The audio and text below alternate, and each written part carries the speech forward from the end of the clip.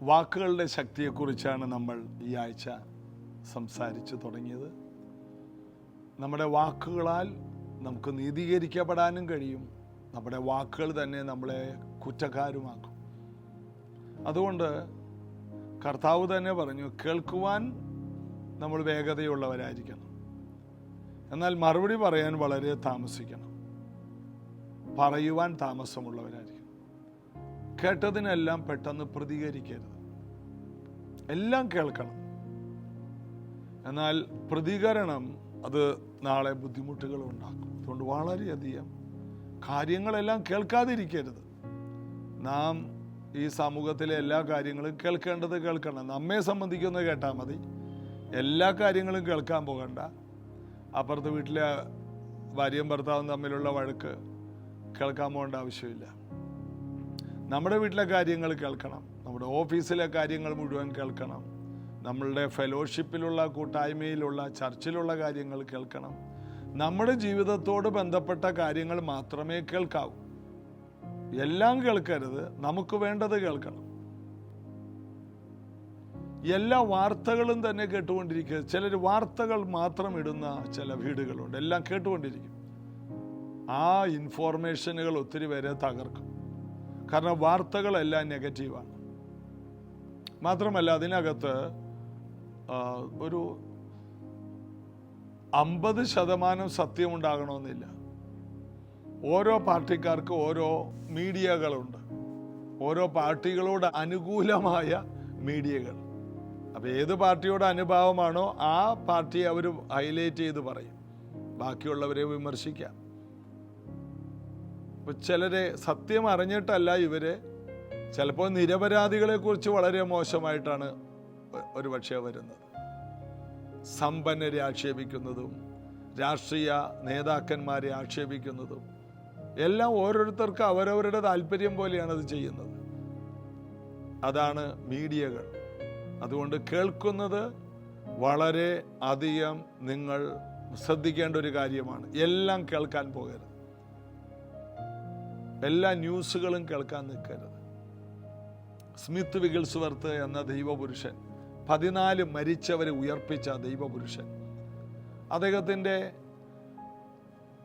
അടുത്ത ജനറേഷനായ ലെസ്റ്റർ സമ്രാൾ വീട്ടിൽ വന്നപ്പോൾ ഉണ്ടായ അനുഭവം. ലെസ്റ്റർ സമ്രാളിൻ്റെ ഒരു പ്രസംഗം യൂട്യൂബിൽ കിടപ്പുണ്ട്.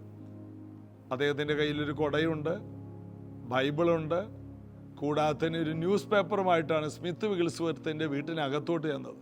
സ്മിത്ത് പറഞ്ഞു, പേപ്പർ വെളിയിലിടാൻ പറഞ്ഞു. പേപ്പർ ഞാൻ എൻ്റെ വീട്ടിൽ കയറ്റാറില്ല. പേപ്പർ വായിക്കില്ലെന്നല്ല, അത് അർദ്ധസത്യങ്ങളാണ്. പേപ്പർ വായിക്കേണ്ടതുമല്ല പറയുന്നത്, അത് അർദ്ധസത്യങ്ങളാണ്. പൂർണ്ണമായ സത്യം ബൈബിളാണ്. ബൈബിളിൻ്റെ ഒപ്പം ഒരു ന്യൂസ് പേപ്പർ വെക്കരുത്. ആ വാർത്തകൾ ഇന്ന് പറഞ്ഞത് നാളെ തിരുത്തി പറയുന്നതാണ്. എന്നാൽ ആകാശവും ഭൂമിയും മാറിയാലും മാറാത്ത വചനങ്ങളാണ് നമ്മുടെ ഹൃദയത്തിൽ നാം സ്വീകരിക്കേണ്ടത്. ദൈവവചനം എത്രത്തോളം അകത്താക്കുമോ അത്രത്തോളം നാം അനുഗ്രഹിക്കപ്പെടും. ഇന്നത്തെ ദിവസം മുതൽ നമ്മുടെ ജീവിതത്തിൽ ചില ചിട്ടയായ തീരുമാനശേഷികൾ നമുക്ക് എടുക്കാം. അതിനുള്ള ശേഷി നമുക്കുണ്ടാകട്ടെ. നല്ല നല്ല തീരുമാനങ്ങൾ എടുക്കാം. എൻ്റെ ഭവനത്തിൽ ഞാൻ ന്യൂസ് പേപ്പർ കയറ്റുകയില്ല, അത് വെളിയിൽ വരുത്തിക്കുന്നുണ്ടെങ്കിൽ വെളിയിലിടും. അത്യാവശ്യ ഇൻഫോർമേഷനുകൾ ഞാൻ നോക്കുമെന്നല്ലാതെ അനാവശ്യമായി എല്ലാം വായിക്കാൻ ഞാനതിൽ പോകില്ല. ആ സമയം കൊണ്ട് ഞാൻ സത്യവേദ പുസ്തകം വായിക്കും എന്നൊരു ദൈവ പൈതൽ തീരുമാനമെടുക്കട്ടെ. അതെല്ലാവരുടെയും കാര്യമല്ല, മറ്റുള്ളവർക്ക് പേപ്പർ എത്ര വേണമെങ്കിലും വായിക്കാം. ഒരു ദൈവ പൈതലിൻ്റെ കാര്യമാണ് ഞാൻ പറയുന്നത്. കർത്താവ് നിങ്ങളെ അനുഗ്രഹിക്കട്ടെ. നമുക്ക് ചേർന്ന് പാടി യേശുവിനെ മഹത്വം കൊടുക്കാം. You are filled with compassion and mercy and grace, with your banner of love over me. I am longing to see you one day face to face, and to be with you endlessly. Lord, how lovely you are to me. Lovely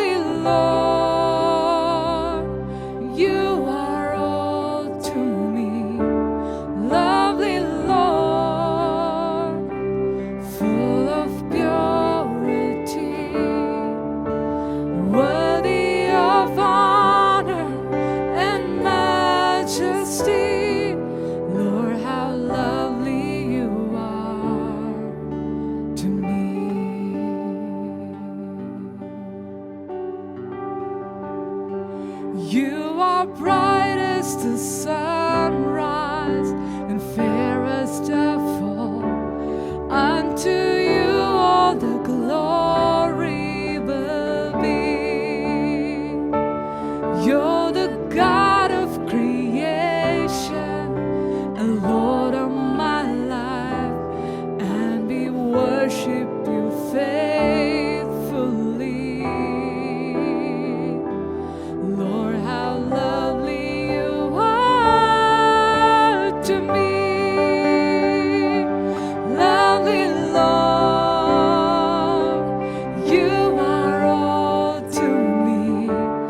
Lovely Lord, full of purity,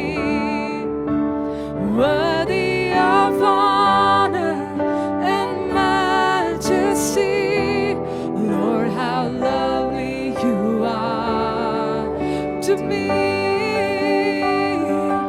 Lovely Lord, you are all to me.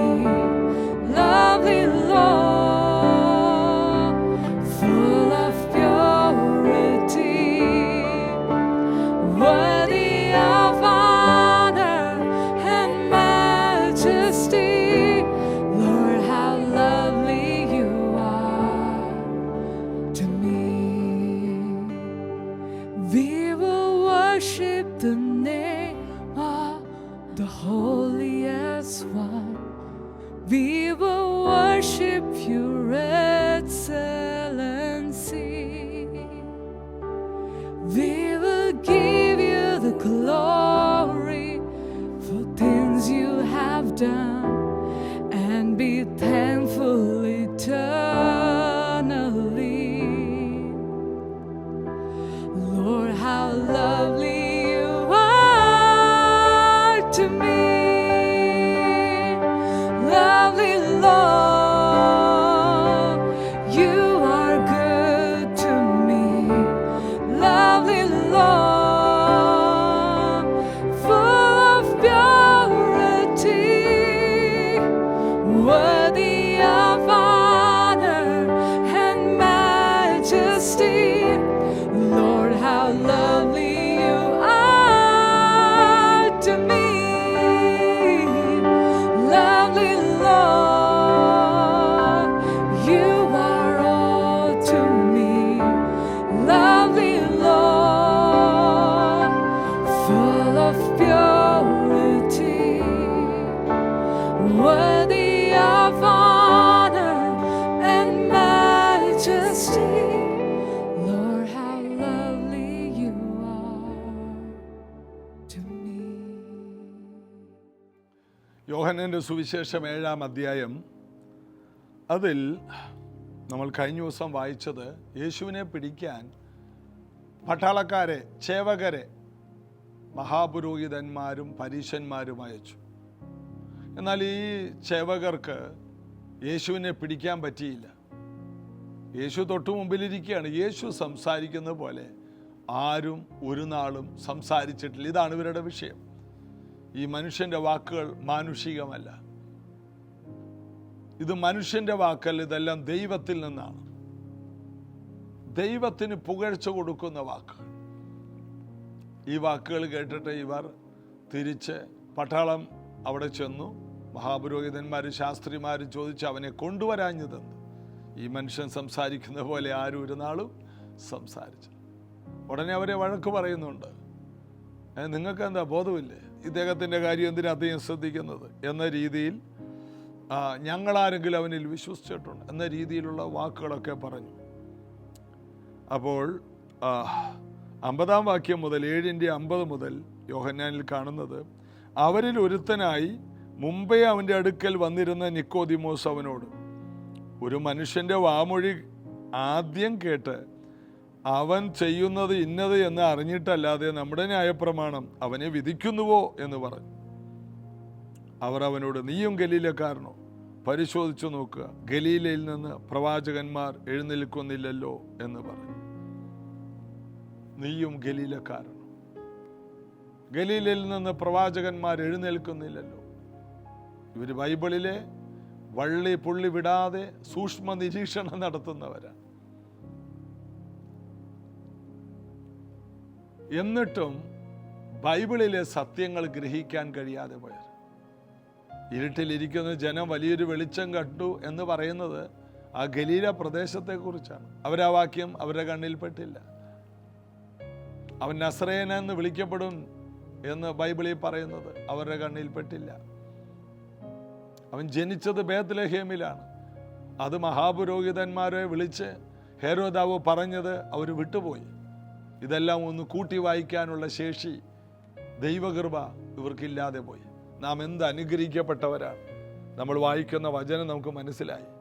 വചനം മനസ്സിലായപ്പോൾ നമ്മൾ വചനത്തിലെ യേശുവിനെ സ്വീകരിച്ചു, വചനമാകുന്ന കർത്താവിനെ സ്വീകരിച്ചു.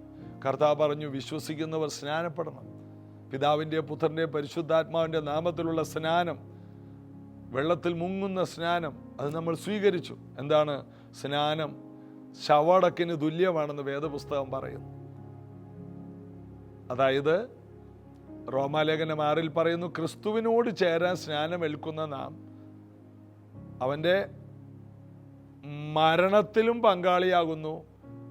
ആ സ്നാനം കഴിഞ്ഞ് എഴുന്നേൽക്കുന്നവൻ അടക്കത്തിൽ നിന്ന് യേശു ഉയർത്തെഴുന്നേറ്റതുപോലെ അവൻ്റെ പുനരുത്ഥാനത്തിലും നമ്മൾ പങ്കാളിയാകും. നാം യേശുവിനോടുകൂടി അടക്കപ്പെടുന്നു സ്നാനത്താൽ. അത് കഴിയുമ്പോൾ നമ്മൾ സ്നാനം കഴിഞ്ഞ് പൊങ്ങി വരുമ്പോൾ യേശു ഉയർത്തെഴുന്നേറ്റതുപോലെ ജീവന്റെ പുതുക്കത്തിൽ നടക്കുന്നു. ഇതാണ് ഈ ഭാഗത്തിൻ്റെ ആത്മീയാർത്ഥം. സ്നാനം ശരീരത്തിൻ്റെ അഴുക്ക് കളയുന്നതല്ല.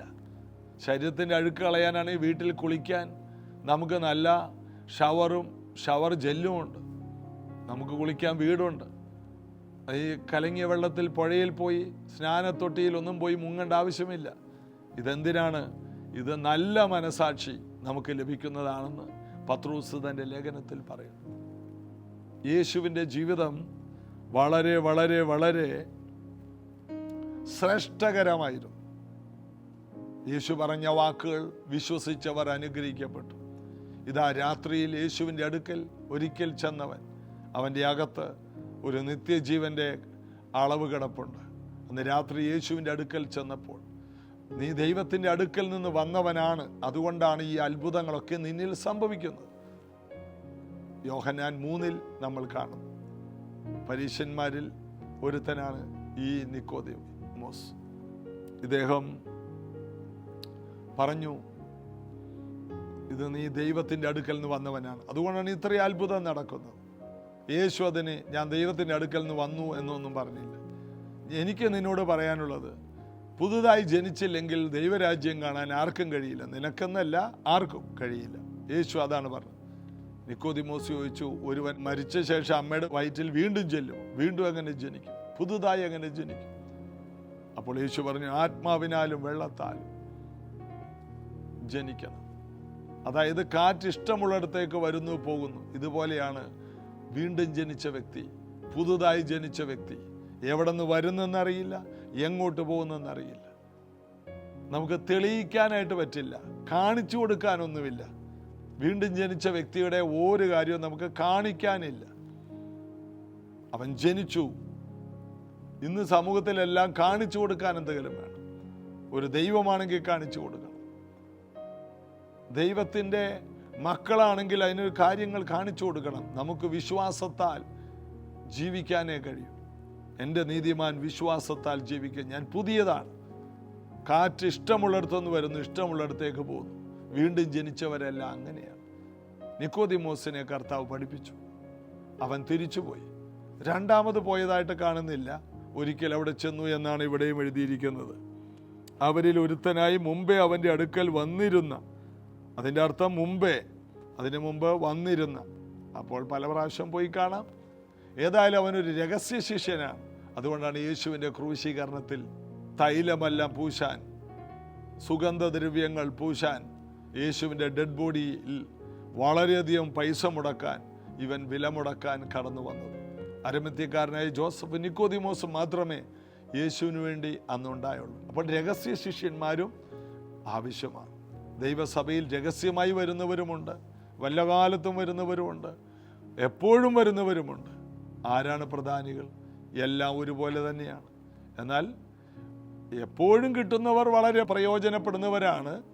അപ്പോൾ തന്നെ ഈ രഹസ്യ ശിഷ്യന്മാരും ചില അത്യാവശ്യ ഘട്ടങ്ങളിൽ അവരെ കൊണ്ട് മാത്രം കഴിയുന്ന കാര്യങ്ങളിൽ ദൈവം അവരെ ഉപയോഗിക്കും. അതുകൊണ്ട് എല്ലാം നല്ലതായി നമുക്ക് കാണാൻ ഒരു വിശാലമായ കണ്ണ് കർത്താവ് തരട്ടെ. അവിടെ നിക്കോദിമോസിനോട് അവർ ചോദിക്കുന്നുണ്ട്. അപ്പം നിക്കോദിമോസ് പറഞ്ഞു, മനുഷ്യൻ്റെ വാമൊഴി ആദ്യം കേട്ട് അവൻ ചെയ്യുന്നത് ഇന്നത് എന്ന് അറിഞ്ഞിട്ടല്ലാതെ ന്യായപ്രമാണം അവനെ വിധിക്കുന്നുവോ? ഒരു മനുഷ്യൻ പറയുന്നത് എന്താണ്, അവൻ ചെയ്യുന്നത് എന്താണെന്ന് കാണ്, എന്നിട്ട് ന്യായപ്രമാണ പ്രകാരം വിധിക്കുക. ഇത് അസൂയ നിമിത്തമാണ് യേശുവിനോട് ഇവരിത് ചെയ്യുന്നതെന്ന് നിക്കോദിമോസിനറിയാം, യേശുവിനറിയാം, പീലാത്തോസിനറിയാമെന്നും വേദപുസ്തകത്തിൽ പറയുന്നു. അസൂയ കാരണം യേശുവിൻ്റെ ചുറ്റും കൂടുന്ന ജനസഹസ്രങ്ങളാണ്.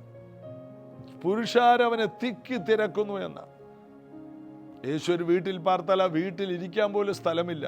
വീടിൻ്റെ മേൽക്കൂര വരെ പൊളിച്ചാണ് രോഗികളെ അങ്ങനെ തന്നെ കിടക്കയോടെ താഴോട്ട് ഇറക്കുന്നത്.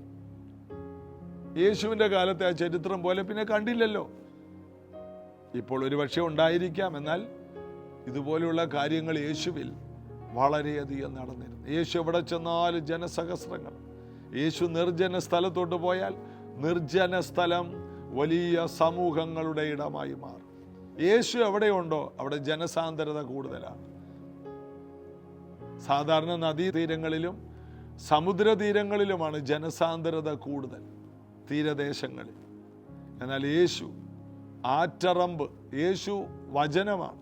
1-ാം സങ്കീർത്തനത്തിൽ പറയുന്നു, ആറ്ററമ്പത്ത് നട്ടിരിക്കുന്ന തക്കകാലത്ത് ഫലം കായ്ക്കുന്ന ഇലവാടാത്ത വൃക്ഷം പോലെ ദൈവവചനത്തിൽ നിൽക്കുന്നവനാകും. അപ്പോൾ പരിശുദ്ധാത്മാവിൻ്റെ ഈ വചനങ്ങൾ വെള്ളം പോലെയാണ്. ആത്മാവിനാലും ജലത്താലും നിങ്ങൾ ജനിക്കണമെന്ന് യേശു പഠിപ്പിച്ചു. അപ്പോൾ വചനം എന്താണ്? വെള്ളമാണ്. അവൻ അവളെ വചനമെന്ന ജലത്താൽ കഴുകി വെടിപ്പാക്കിയത്.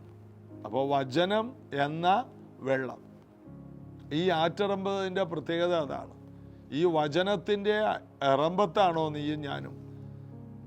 തക്കകാലത്ത് ഫലം കായ്ക്കും, ഇല വാടാത്ത വൃക്ഷം പോലെയായിരിക്കും, അവൻ തൊടുന്നതൊക്കെ സാധിക്കും. വചനത്തോട് കണക്റ്റായി കിടന്നാൽ നീ വളരും, സമയത്ത് ഫലമുണ്ടാകും, നിന്റെ ഇല വാടിപ്പോകില്ല, നിന്റെ ഇലയെല്ലാം പച്ചയായിരിക്കും. നീ വേരൂന്നിയിരിക്കുന്നത് ഈ വചനമാകുന്ന വെള്ളത്തിലേക്കാണ്. അതുകൊണ്ട് നിന്റെ ഫലം എന്നും വർദ്ധിച്ചു വരും. ഇതാ നിക്കോദിമോസ് ഇവരുടെ കൂട്ടത്തിൽ ഉള്ളവനാണെങ്കിലും ഇവരുടെ കൂട്ടത്തിൽ ഹൃദയം കൊണ്ട് അല്ല. ഇങ്ങനെ ഒത്തിരി പേര് ഈ സമൂഹത്തിലുണ്ട്. അവരാ പള്ളിയിൽ പോകുന്നുണ്ട്, അവരാ മാർഗത്തിലാണ്, അവരാ സംഘടനയിലാണെങ്കിലും രഹസ്യമായി യേശുവിനെ അറിയാവുന്ന ഒത്തിരി പേരുണ്ട്. അങ്ങനെയുള്ളവർ എന്നെ കേൾക്കുന്നുണ്ടെങ്കിൽ നിങ്ങളെ കർത്താവ് വളരെയധികം കരുതിയിട്ടുണ്ട്. നിങ്ങളൊരു നിക്കോദിമോസ് ആണെങ്കിൽ നിങ്ങളെ കർത്താവിന് ആവശ്യമുണ്ട്. കർത്താവിൻ്റെ ശരീരമാവുന്ന സഭയ്ക്ക് വളരെ വിലയേറിയ കാര്യം ചെയ്ത നിക്കോദിമോസിനെ പോലെ നിങ്ങൾ വളരെ മാനിക്കപ്പെടുന്ന ഒരു സീസൺ വരും. ഒരു നിക്കോദിമോസിനെ പോലെ നിൽക്കാനാണ് ഇപ്പോൾ കഴിയുന്നതെങ്കിലും ഭാരപ്പെടണ്ട. നിങ്ങളെയും ഓർക്കുന്ന ഒരു സമയം കർത്താവിനുണ്ട്. അതുകൊണ്ട് ചെയ്യാൻ കഴിയുന്നതെല്ലാം ചെയ്യുക. യേശുവിൻ്റെ ഓരോ യാത്രകളിലും വലിയ പുരുഷാരമുണ്ടെങ്കിലും യേശുവിൻ്റെ വലിയ പുരുഷാരങ്ങളെല്ലാം ഒരു പ്രതികൂലത്തിൽ ഇട്ടേച്ചു പോയി. എന്നാൽ എല്ലാ പുരുഷാരങ്ങളുടെ കൂട്ടത്തിൽ നിക്കോദിമോസ് ഇല്ല. ഒരാവശ്യം വന്നപ്പോൾ യേശുവിന് വേണ്ടി അവൻ ഇറങ്ങി വന്നു. യേശുവിൻ്റെ ക്രൂശിലെ മരണത്തോടുകൂടി നിക്കോദിമോസ് യേശുവിന് വേണ്ടി ധൈര്യമായി രംഗത്ത് വന്നു. ഇതുപോലെ യേശുവിനെ വിമർശിക്കുന്ന പരീശന്മാരുടെ നടുവിൽ അവൻ എഴുന്നേറ്റ് പറഞ്ഞു, ഇല്ല, ഒരു വ്യക്തിയുടെ വാമൊഴി കേട്ടിട്ട് അവൻ്റെ പ്രവൃത്തി നോക്കിയിട്ടാണ് നമ്മുടെ ന്യായപ്രമാണം കാര്യങ്ങൾ ചെയ്യുന്നുള്ളൂ. നിക്കോദിമോസ്മാർ എല്ലാ സ്ഥലങ്ങളിലും ഉണ്ടായിരിക്കണം. നിക്കോദിമോസ്മാരെ കർത്താവിന് ആവശ്യമുണ്ട്. അവരനുഗ്രഹിക്കപ്പെട്ടവരാണ്. എന്നാൽ അവിടെ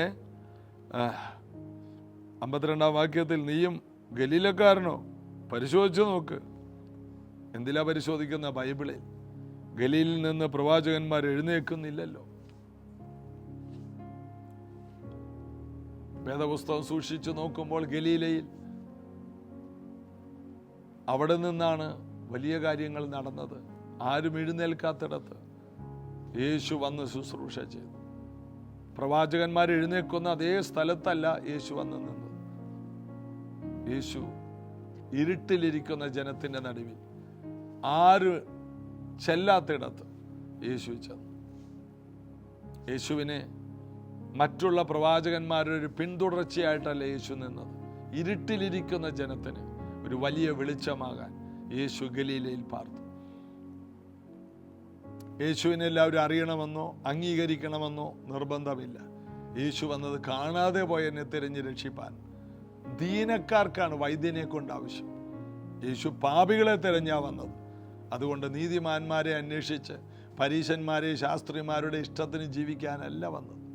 ഇതുപോലെ സ്വന്തമായി വിശ്വാസത്തിൻ്റെ ഒരു സ്റ്റാൻഡുള്ളവരായി യേശുവിനെ പോലെ നിൽക്കാൻ നമുക്ക് കഴിയട്ടെ.